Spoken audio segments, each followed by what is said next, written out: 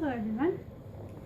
So, welcome to part 3 and the last part of this series, spread, I don't know what to call it. But we have the last 2 cards here, and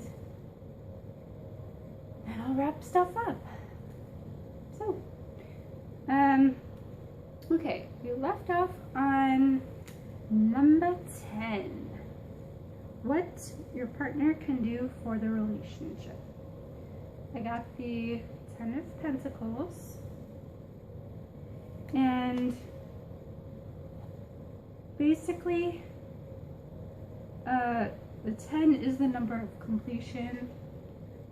The one thing that stood out in my mind were the words, let go.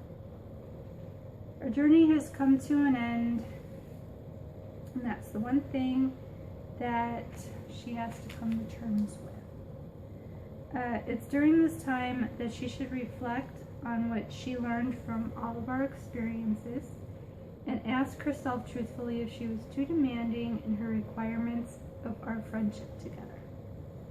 Things can be perfect, but there is a such thing as overdoing things, and the whole structure falls down. Especially being over-obsessed with tiny details. Are her demands for perfection selfless or selfish? She's the only one that can answer that question. So, I think the important thing here is not to dwell on any one thing that someone can say with absolute certainty, this is what ended the friendship or relationship, and not take into consideration that things just might not have been right, or maybe you were too demanding. I don't know. I'm not trying to say anything really about it. I'm just saying. Just look back on all, not just this, but all of our experiences together as friends.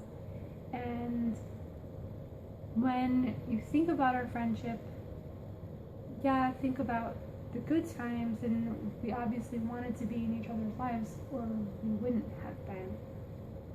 But also look and see where we might have done things a bit differently, and just be honest with yourself about what you learned and what you could have done differently. With that being said,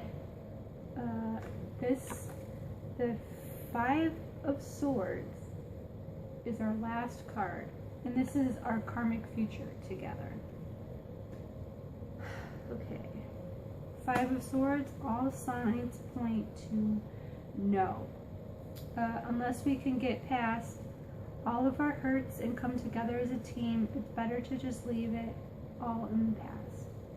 The reason why we never make it as friends is because there always comes a point where we stop talking to each other and we let hurt feelings get the better of us. Also, there will be some jealousy coming, although I'm sure she feels like I should be the jealous one because she's the one getting married, but then again, weddings are just one day. So I have to look out for certain things that she's going to try and do to try and make me jealous, which I think is stupid and petty.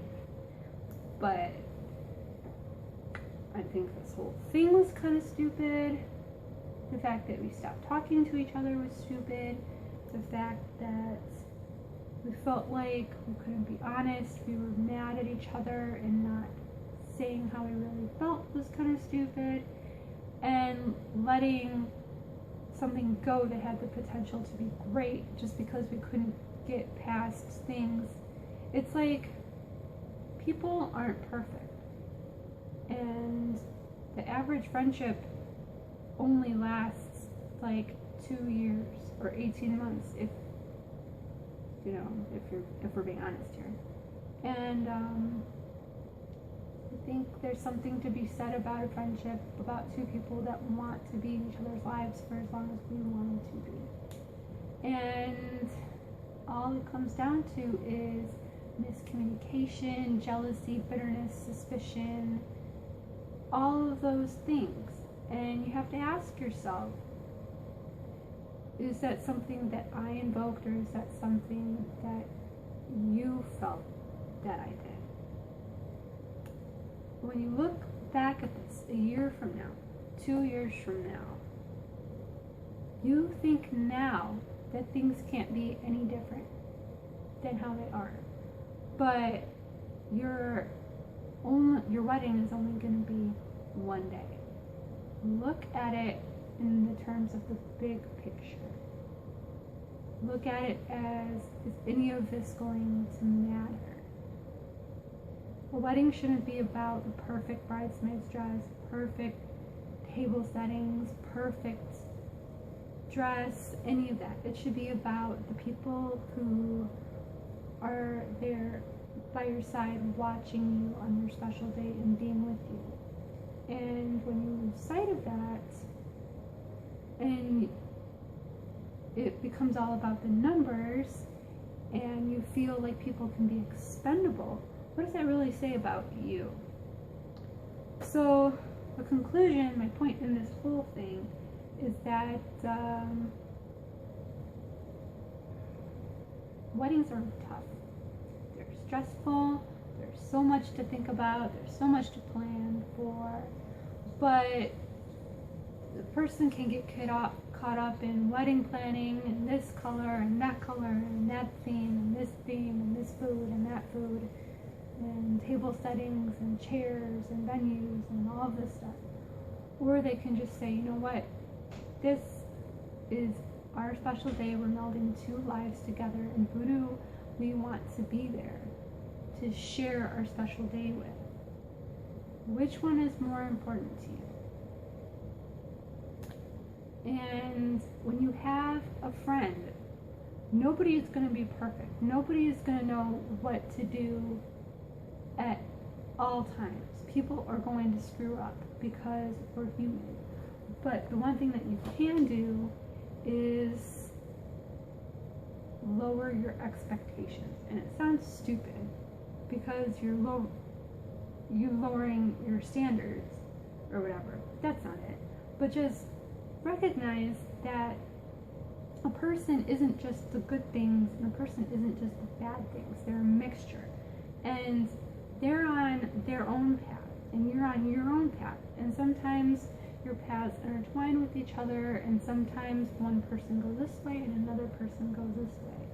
And whatever path it is, it's all correct if it's meant to be. And the reason why we may not feel like we want each other in our lives anymore is because her path went this way and my path went this way.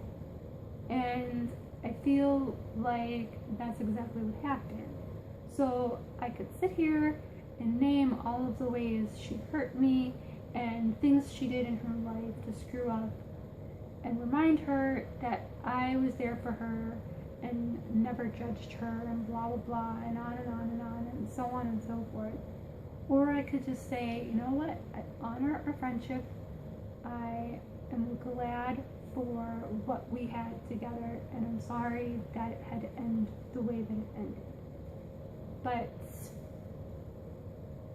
you have your path and I have mine, and frankly, I'm okay with that. So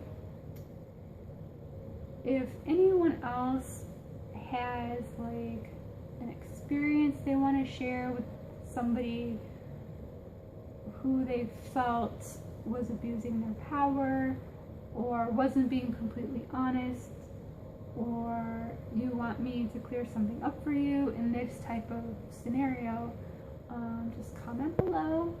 And thank you for watching. And honestly, the whole time I did this video, I've been having this weird anxiety about it. And frankly, I know that we're both on social media, but we leave each other alone.